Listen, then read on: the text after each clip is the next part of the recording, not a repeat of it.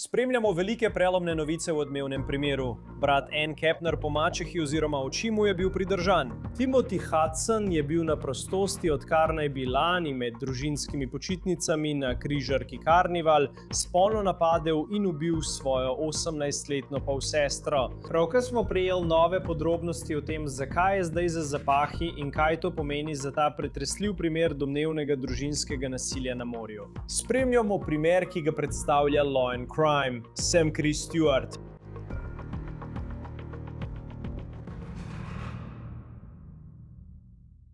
Prav, to je velika novost v tej zgodbi. Morda se spomnite, na zadnji sodni obravnavi Timothyja Hudsona je sodnik, ki vodi ta primer na zveznem sodišču, povedal naslednje. V večini primerov sploh ne bi bilo vprašanje, ali bi moral biti nekdo v priporu pred sojenjem, glede na obtožbe in kazniva dejanja, ki mu jih očitajo.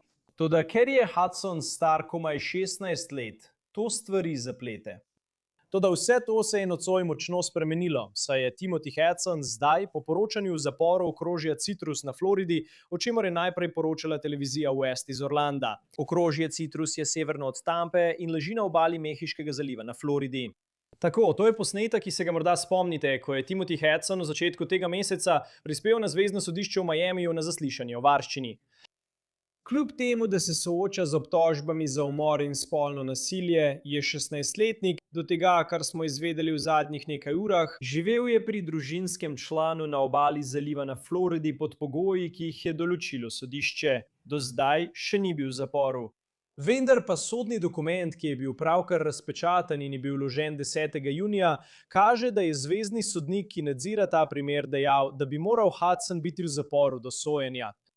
V dokumentu piše, citiram, nevarnost, ki jo predstavlja obtoženo ravnanje tukaj, domnevni umor prve stopnje in hujša spolna zloraba mlade ženske ter polsestre obtoženca, medtem ko sta bila v omejenih prostorih ladje na morju, sta sama po sebi dovolj, da zahtevata pridržanje, piše zvezni sodnik. Nadaljuje z besedami, da je obtoženec, ki je zdaj pravno obravnavan kot odrasel, ki je bil na podlagi verjetnega razloga obtožen, da je namerno vzel človeško življenje in spolno napadel svojo žrtev. Pri tem predstavlja nevarnost zase in za druge, ki je ne more zajeziti nobena policijska ura, nadzor ali skrbniška namestitev. Hudson je v času, ko je njegov primer potekal skozi sodni sistem, živel pri družinskem članu. Sprva je bil obtožen kot mladoletnik zaradi svoje starosti in vse v zvezi s primerom je bilo do takrat skrivnost. Potem pa je bil njegov primer prenesen na zvezno sodišče za odrasle in zdaj se sooča z izjemno resnimi obtožbami ter zelo zaskrbljujočimi trditvami proti njemu. Obtožen je, da je zadavil svojo polsestro, Anno Kepner, do smrti v kabini, v kateri sta bivala na križarki med družinskimi počitnicami, ki so imele več postankov po Karibih. Obtožen je bil tudi spolnega napada na Anno Kepner. Na zaslišanju pred sojenjem, kjer je tožilstvo trdilo, da je nevaren na podlagi teh obtožb, je obramba Timothyja Hudsona trdila, da bi mu morali dovoliti, da še naprej živi pri svojem stricu, ker ni kršil nobenega od pogojev, ki so bili določeni, ko je bil v mladinskem sistemu. Torej, zdaj, ko je Timothy Hudson v zaporu pred sojenjem, kaj to pomeni za nadaljevanje te zgodbe? Nedavno je bil objavljen tudi bolj podroben časovni potek obtožb v razkritem dokumentu, ki nam prikazuje, kaj naj bi FBI našel na tisti križarki. Poglejmo si to. Da bi razumeli to zgodbo, se moramo vrniti na začetek, torej na 2. november lanskega leta. In takrat sta Anna Kepner in njena družina vkrcali na križarko Carnival v Miamiju. To naj bi bil lep dopust. Toda bivalne razmere na tej križarki so v tem primeru vsekakor vredne omembe. 18-letna Ana je delila kabino s svojim 13-letnim polbratom in 16-letnim pastorkom. In ime tega 16-letnika je Timothy Hudson. Na drugi strani hodnika sta bila Anin oče, Christopher Kepner, in njegova žena, ženska po imenu Chantel, ki je bila biološka mama Timothyja Hudsona. V sobi starši sta bili tudi dve Anini sestri po mačehi, mladoletnici.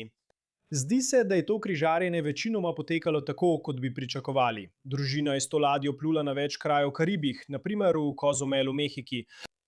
Toda 7. novembra se ta zgodba spremeni v tragedijo. V dokumentih piše, da so člani posadke tistega jutra šli počistiti sobo 8343 in takrat so našli truplo 18-letne Anne Kepner. Po navedbah preiskovalcev je bila zavita v odejo in potisnjena pod posteljo. Napisali so, citiram, zdelo se je, da jo je nekdo poskušal skriti. NATO so poklicali FBI, ker vodijo preiskave, kot je ta na križarkah in v mednarodnih vodah. FBI se ukrca na ladjo. Opravijo razgovore z družinskimi člani. NATO si ogledajo posnetke nadzornih kamer z ladje. In to je zelo pomembno. Agentje so govorili tudi z Aninim polbratom, 13-letnim fantom, ki je delil sobo z Anno, in osumljencem za umor Timothyjem Hudsonom. Po večerji, na noč, ko je Ana umrla, se je vrnila v sobo, ker se po poročanju ni počutila dobro. Potem pa 23-letnik poskuša iti nazaj v isto sobo, da bi šel spat. In pravi, da je, ko je odprl vrata te kabine, citiram, te, za katerega zdaj vemo, da je Timothy Hudson, iztegnil roko, da bi preprečil vstop v sobo, in mladoletni priči ni dovolil vstopiti ter zakričal, citiram, počakaj, ne vstopaj noter. To je sumljivo milo rečeno, ampak mislim, da takrat nihče ni pričakoval, kaj bodo našli v sobi in zgodbe, o kateri zdaj poročamo že mesece. Zdaj je ta 13-letna priča povedala, da so bile vse luči v kabini prižgane in da so bila vrata kopalnice ter omare odprta. Hudson naj bi na to prisilil 13-letnika, da je čakal zunaj kabine na hodniku, po določenem času ga je spustil noter. Tako FBI predstavi časovni potek dogodkov, za katere pravijo, da jih je Hudson domnevno storil na podlagi ogleda tega nadzornega posnetka. In to je izjemno pomembno, ko pomislite na primer, ki ga bodo tožilci predstavili. Torej, ob 19:35 tistega večera, ko Anna Kepner umre, dokumenti navajajo, da Timothy Hudson odide v tisto kabino, ki si jo je delil z njo. NATO, 3 minute kasneje, ob 19:38. Vidijo, kako Anna Kepner vstopi v kabino. In to je zadnjič, ko oblasti pravijo, da so jo videli živo. NATO ob 7:51. Anin 13-letni polbrat poskuša vstopiti v sobo in hitro zatem odide. Nato ob 22:13. Timothy Hudson zapusti kabino sam. Preiskovalci pravijo, da je v naslednji uri precej gibanja v in iz te sobe. Citiram, ob odprtju vrat kabine ob 22:13. To je Timothy Hudson, je viden, kako gleda levo in desno po hodniku, kot da preverja, ali je kdo na hodniku. In nato odide iz kabine 8343. To je edini trenutek, ko Hudson naredi to dejanje, ko zapušča vrata kabine. Dokumenti na to kažejo, da Hudson še dvakrat vstopi in izstopi iz kabine med 10:10:12 in 10:10:49. Nato ob 10:53 na vrata obesi znak za zasebnost. Nato se vrne v kabino, malo po 11:00 zvečer. In kmalu zatem, ob 11:21, mladoletni polbrat vstopi v kabino in FBI pove, da svoje sestre ni videl v kabini. Nato odide nekaj minut kasneje, ob 11:23. Hudson naj bi šel v kabino in iz nje ob 11:44, nato pa kmalu po polnoči ob 12:09. Nato vidite 13-letnika, ki poskuša vstopiti v kabino in takrat mu Timothy Hudson naj bi rekel, naj ne vstopi, ter ga prisili, da počaka na hodniku. NATO gre v sobo in domnevno 13-letnik nato prespi v tej kabini, ne da bi vedel, da je truplo njegove polsestre pod posteljo. Hudson naj bi družinskim članom povedal, da se ne spomni, kaj se je zgodilo tisto noč, ko je umrla Anna. Ampak pol se moraš vprašati, ko slišiš o njegovih gibanjih tisto noč, ko je umrla Anna, kako močan argument bi to sploh lahko bil. Slišiš tudi, kaj je naredil z Aninim mobilnim telefonom, o čemer bomo govorili v naslednjem trenutku. Tudi to bi lahko bilo izjemno obremenjujoče za obrambo. Naslednje jutro potem, ko naj bi bila Ana ubita, najdejo njeno telo. In dokumenti kažejo, da je bil ob 11:27 dopoldne Timothy Hudson viden, kako hodi mimo kabine, kjer je bila zmeda med člani posadke, ki so poskušali ugotoviti, kako je ta mlada ženska umrla. In to je srhljivo, če je res, kar naj bi Timothy Hudson storil. Po dokumentih, citiram, se niti ne potrudi pogledati in videti, kaj se dogaja notri, čeprav je v kabini še vedno veliko ljudi z odprtimi vrati. Pogleda naravnost predse in odide. Verjetno bi pomislili, da če bi bilo v prostoru, kjer ste bivali s svojo družino, veliko hrupa, bi vsaj pogledali. Razen, če ste domnevno že vedeli, kaj se je zgodilo mladi ženski, s katero ste si delili tisto sobo. Zdaj, če govorimo o Ani, je veliko svojega življenja dokumentirala na družbenih omrežjih, kot je TikTok. In kot veliko najstnikov je imela vedno svoj telefon pri sebi. Toda potem, ko so našli njeno telo, pravijo oblasti, da je bil mobilni telefon pogrešan. FBI pravi, da so njen telefon našli v oddelku za izgubljene in najdene predmete na ladji. En član posadke je povedal, da ga je našel v smetnjaku in zdelo se je, da je bil telefon poškodovan in razbit. Zdaj pa še nekaj podrobnosti, pravijo preiskovalci. Posnetki nadzornih kamer naj bi prikazovali, kako Timothy Hudson zapusti kabino ob 9:26 zjutraj, dan potem, ko je bila Kepner ubita. Nato se vrne ob 9:48 zjutraj. Nato kabino ponovno zapusti ob 9:50 in po navedbah oblasti se zdi, da je imel nekaj v roki. Oblasti ga nato spremljajo s pomočjo kamer. Medtem ko spremljajo ta posnetek nadzorne kamere, vidijo, da naj bi Timothy Hudson ob 9:52 zjutraj dal roke v isti smetnjak, kjer kasneje najdejo telefon Ann Kepner. FBI poleg posnetkov nadzornih kamer pridobi tudi GPS podatke Anninega telefona in lahko vidi, na katere usmerjevalnike se povezuje na ladji. FBI pravi, da so sledili temu telefonu in ugotovili, da se je premikal po isti poti, po kateri naj bi Timothy Hudson šel do tistega smetnjaka, kar pomeni, da naj bi po domnevnem umoru vzel Annin telefon in ga nato odvrgel v smeti. Dokumenti nato podrobno opisujejo, kako so oblasti ugotovile, da je bila Anna Kepner žrtev spolnega napada. Podrobnosti tega dela zgodbe so po mojem mnenju zelo pomembne za ta primer in obtožbe, s katerimi se sooča Timothy Hudson, vendar so, iskreno povedano, preveč nazorne, da bi jih tukaj opisoval. V zvezi z DNK pa je v tem primeru prišlo do velikega preobrata. Tukaj je, kar vemo. Sodni zdravnik je pri Ani opravil forenzični pregled po posilstvu in po navedbah preiskovalcev naj bi bris, ki so ga odvzeli, pokazal ujemanje z DNK Timothyja Hudsona. Toda tukaj je preobrat. Udžemanje so našli tudi pri nekom, ki ga oblasti v teh dokumentih imenujejo mladoletna priča 2, za katero pravijo, da je fant, ki živi v drugi zvezni državi. In pravijo, da je imel spolni odnos z Ano na tem križarjenju. Zdaj ni jasno, kakšne so okoliščine v zvezi s to osebo in ali bi to lahko vzbudilo kakršenkoli dvom glede tega, kaj se je zgodilo. Video prikazuje samo posnetek varnostne kamere, Hudsona, 13-letnega polbrata, in Kepnerja, kako vstopata v tisto sobo. In potem je tle še polbrat, ki so ga izključili kot možnega prispevalca DNK. Sodni izvedenec pravi, da naj bi Timothy Hudson domnevno spolno napadel Anno, preden je umrla. Na zaslišanju o pridržanju Timothyja Hudsona je sodnik, ki vodi ta primer, dejal, da je del razloga, zakaj Hudsona v tistem trenutku ni pridržal ta, da je bilo treba še več narediti za iskanje ustrezne ustanove za Hudsona, glede na njegovo starost. Sodnik je tudi omenil, da želi najti kraj, ki bi bil nekoliko bližje kraju, kjer živi njegova družina, namesto ustanove v okrožju Miami-Dade, kjer je domnevno prišlo do kaznivega dejanja. In nocoj se zdi, da to potrjuje, saj naj bi bil po poročilih v zaporu okrožja Citrus. Torej, zdaj, ko je Hudson v priporu, kako naprej? Pogovarjal sem se z nekdanjim državnim tožilcem okrožja Palm Beach, Davom Ehrenbergom, še preden so Hudsona prijeli, o tem, kam bi lahko šel ta primer naprej. Še posebej glede na posodobljeno časovnico, ki jo je FBI predstavil v tistih razkritih dokumentih. To je, kar je imel zapovedati. Z nami se nam zdaj ponovno pridružuje, da bi govoril o tem primeru z Floride, nekdanji državni tožilec okrožja Palm Beach, Dave Ehrenberg. Hvala, ker ste tukaj. Prebrali ste, ima 145 strani, vendar jih je približno 20 takih, ki resnično predstavljajo določeno zgodbo, ki jo je FBI sestavil pri preiskovanju tega primera. Kaj vam je najbolj padlo v oči? Če ste tožilec v tem primeru, kaj to pomeni za Timothyja Hudsona? Kar mi je najbolj padlo v oči, Chris, je zavedanje krivde. In tukaj imate obtoženca, ki so ga ujeli na kamero, kako pogleda na obe strani, ko zapušča sobo.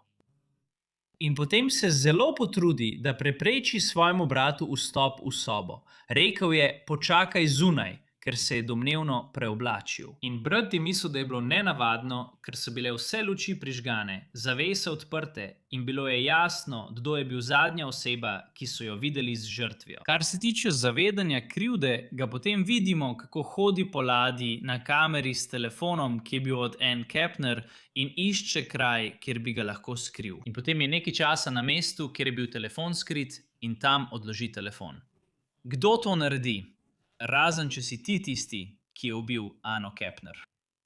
Veš, v drugem delu naslednje jutro, mislim, da je bilo okoli 9:30 nekaj tasga. Torej, to je potem, ko člani posadke po podatkih FBI najdejo njeno truplo. In potem si samo predstavljaš vso zmedo, ki bi se dogajala. In pravijo, da Timothy Hudson gre mimo sobe in v resnici ne pogleda noter. Veš, mislim, to je njegova soba, v kateri je bival. In nekako gre mimo in kada ne, veš, samo gleda naravnost, ko gre mimo. Hkrati pa veš, da je govorica telesa lahko zelo subjektivna. Veš, lahko pomeni veliko različnih stvari, odvisno od tega, skozi katero prizmo gledaš. Kako sodišče običajno gleda na takšne vrste informacij? Kako verjetno je, da kaj od tega sploh pride na sojenje, kjer bi porotnik lahko pogledal in rekel, no, mogoče on iz kakršnega koli razloga gleda v drugo smer, ali pa gleda iz sobe, ker se je dogajalo kaj drugega. Ko gre za tako subjektivne stvari, kako verjetno je, da bodo ti elementi vključeni v to, kar želijo tožilci povedati? Vprašanje je, ali je to relevanten dokaz. Če je, bo sprejet. Potem pa je na porotnikih, da sestavijo sestavljanko. Torej, deli sestavljanke. Veste, kdo je bil zadnja oseba, ki so jo videli z Anno Kepner? In potem imate seveda vse forenzične dokaze. Imate vse dokaze o njenem umoru, spolnem napadu. Ko pa gre za zavest o krivdi, ga vidite na posnetku, kako se potika naokoli in išče koš, kamor bi odvrgel njen telefon. In potem je tam, kjer so našli njen telefon. On je tisti, ki ga je tja postavil. Vidite ga na kameri, kako pogleda na obe strani, da se prepriča, da ga nihče ne vidi, ko zapušča kraj. V tisti sobi je bil ure in ure sam z Ano. Ane nikoli več ne vidite. Mislim, tukaj je toliko dokazov. Mislim, da bo v obrambi zelo težko trditi, da bi lahko bil kdo drug. Razen dejstva, da so našli DNK dokaze nekoga drugega, ki je očitno imel spolni odnos z Ano na križarjenju. A hkrati je to lahko tudi v korist tožilstva, saj to vzpostavlja motiv. Zakaj bi nekdo kar tako znorel? Imate nekoga, ki ga je njegova sestra po poroki staršev že dolgo močno privlačila. Nato pa je pobesnel, ko je izvedel, da je bila na križarjenju z drugim moškim. In to ga je motiviralo, da jo je spolno napadel in nato v davilnem prijemu držal tako dolgo, da so ji bobniči počili. To je srhljivo in nekako vprašal te bom nekaj o ureditvah pred sojenjem za Timothya Hudsona, ker mislim, da je to res, star je 16 let, razumem to, ampak to, za kar je obtožen, je res grozno. Res je, milo rečeno. V sami kabini ni kamere, vidimo veliko gibanja noter in ven in vemo, kaj je bilo domnevano na podlagi poročila sodnega zdravnika. Toda kako velik problem je to za tožilce, kajti hkrati, če si res dober odvetnik obrambe, lahko ustvariš neko alternativno resničnost, neko drugo zgodbo o tem, kaj se je zgodilo. In v resnici ni nobenega dokaza o tem, kaj se je zgodilo v sobi. Očitno je, da je Anna Kepner izgubila življenje, vendar glede tega, kaj se je zgodilo pred tem, ali je prišlo do prepira, ali je bilo kaj sporazumno, ni nobenega videoposnetka, ki bi dokazoval, da se to ni zgodilo. No, lahko stavite, da bo zaradi tega, ker so našli DNK obtoženca pri Ani, argument ta, da je bilo za spolni napad vse sporazumno. In potem ne vem, kaj bodo rekli za umor, ampak za spolni napad bodo rekli, da je bilo vse sporazumno. Toda dokazi kažejo nasprotno, saj so njeno spodnje perilo našli v njej in to zmečkano.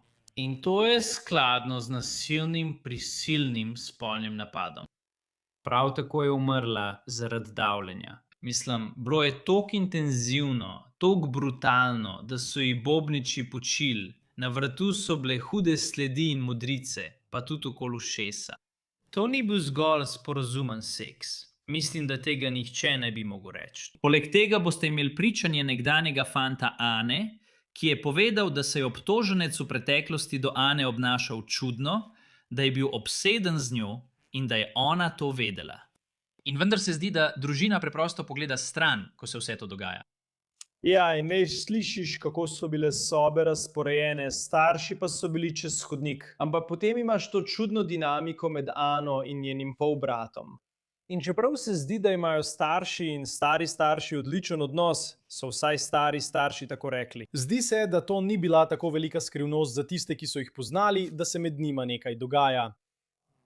Zelo ključna priča, kot kaže, prvič, nekako identificirana kot 13-letni polbrat, ki je prav tako bival v isti sobi z Anno Kepner in s Timothyjem Hudsonom. Kako dejstvo, da je tisto noč hodil ven in noter, vpliva na vse skupaj? Očitno so mu rekli, naj za določen čas ostane zunaj sobe. FBI trdi, da je dejansko spal v tej sobi, kjer je bilo Anino truplo pod posteljo, kar je prav tako grozljivo. Kako bo on vplival na to, kako bo zgodba predstavljena na sodišču?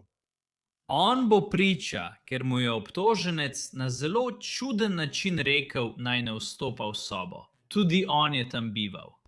In ko je brat poskušal vstopiti v sobo, si je obtoženec izmislil neko zgodbo, da se preoblači, nato pa mu preprečil vstop. In potem se je 13-letnik spomnil, da je bilo nenavadno, ker so bile vse luči prižgane, vrata odprta in se je samo spomnil, kako nenavadno je bilo to. Zdaj bo obramba morda poskušala pokazati nanj kot na tistega, ki je to storil, vendar ni bil on zadnji, ki so ga videli z Ano. Ni bil tisti, ki je poskušal prikriti svoja dejanja. Njegov DNK ni bil najden v Ani.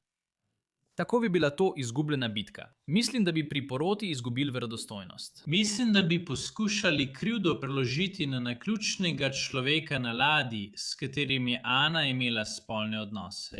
Ampak hkrati mislim, da bi bilo tudi to zaman, ker ni nobenih dokazov, da bi storil kakršnokoli nasilno dejanje, razen da je imel sporazumen spolni odnos z Ano. Hočem reči, poskušali bojo vreči karkoli v igro, da bi videli, če bo prijel. Ampak dokazi proti obtožencu so tako prepričljivi.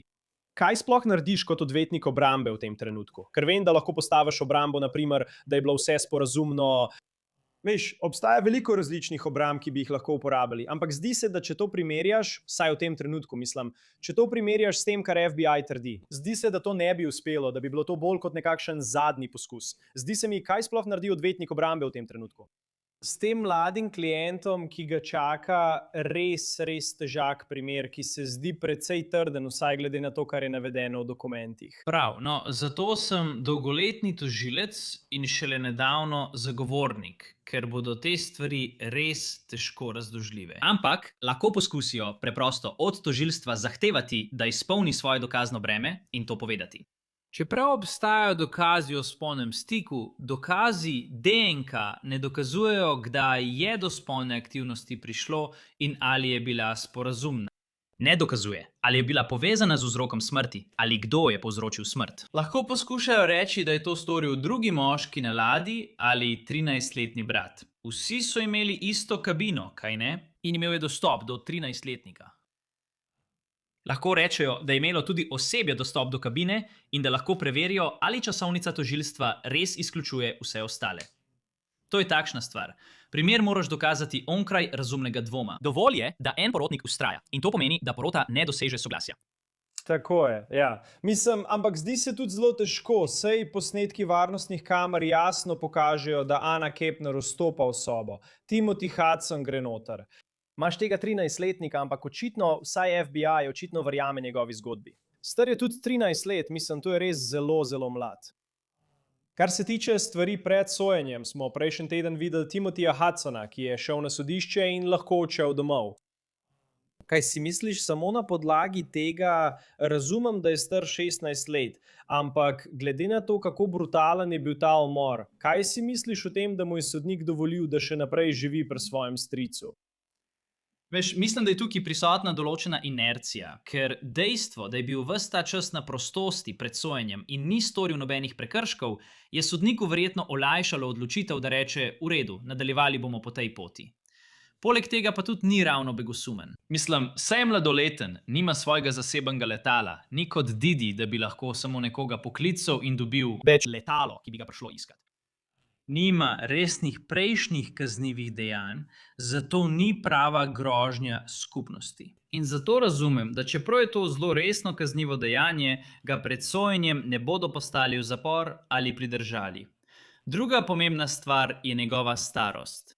In mislim, da vse te stvari skupaj vplivajo. Seveda pa bi ga še vedno lahko pridržali, ker naj bi domnevno zagrešil grozljiv umor in spolni napad. Običajno, če je odrasla oseba obtožena takih dejanj, bi jo čakalo pridržanje pred sojenjem. Ampak ker je mladoletnik, ker je bil do zdaj na prostosti in ni kršil nobenih pogojev, in ker v resnici nima sredstev za pobeg, mislim, da obstaja velika verjetnost, da ostane v svojem trenutnem statusu. Ali pa mu morda nekoliko zaostrijo pogoje in ga dajo v hišni pripor. Ampak vidim, da bi se to lahko zgodilo, da bi ga obravnavali drugače, kot če bi bil odrasel. Ja, in zdelo se mi je zanimivo, sodnik je naravnost povedal, da če bi bil starejši, sploh ne bi bilo vprašanje, ali bi ga zadržali v priporu pred sojenjem ali ne. Ampak mislim, da ne moreš preprosto izključiti dejstva, da je star 16 let. Drug del te zgodbe, o katerem so govorili, je bil kakšen precedens ali sodna praksa povezana s tem? Seveda to ni prvič, da se je na križarki zgodilo kaj slabega, ampak ali obstaja kaj takega? Mislim, kako edinstven je ta primer? Malo kot da stopimo korak nazaj. O tem smo že veliko govorili.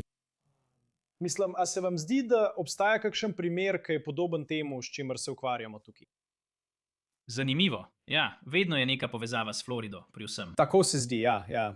Prav, obstaja povezava s Florido. Kar je pri tem tako nenavadno, je to, da na križarki ne vidiš takšnih nasilnih dejanj. Vidiš, da ljudje padejo čez krov, to si že videl. Ampak tudi ne vidiš pogosto, da bi bili zvezni tožilci vpleteni v primerih mladoletnikov. Večino takšnih primerov obravnavajo državni tožilci, kot sem bil jaz v svoji prejšnji službi.